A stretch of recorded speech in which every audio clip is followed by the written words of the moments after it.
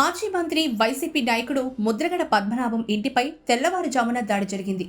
ఓ వ్యక్తి ట్రాక్టర్తో కిర్లంపూడిలోని ఆయన ఇంటి గేటు విరగ్గొట్టుకుని మరీ లోపలికి ప్రవేశించినట్లు స్థానికులు చెప్తున్నారు.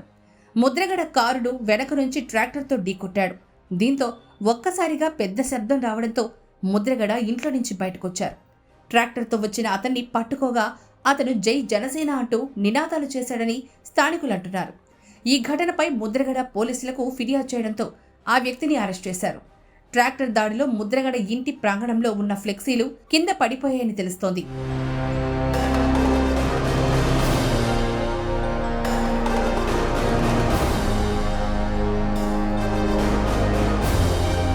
కూటమి నేతలే దాడికి పాల్పడ్డారని అంటూ ముద్రగడ అభిమానులు నినదించారు. ఆయన్ను కలిసేందుకు అభిమానులు పెద్ద సంఖ్యలో ముద్రగడ నివాసానికి చేరుకుంటున్నారు. దీంతో పోలీసులు సైతం అప్రమత్తమై ఎలాంటి అవాంఛనీయ సంఘటనలు జరగకుండా చర్యలు తీసుకునేందుకు సిద్ధమయ్యారు. అలాగే దాడికి పాల్పడిన వ్యక్తిని పోలీసులు విచారిస్తున్నారు.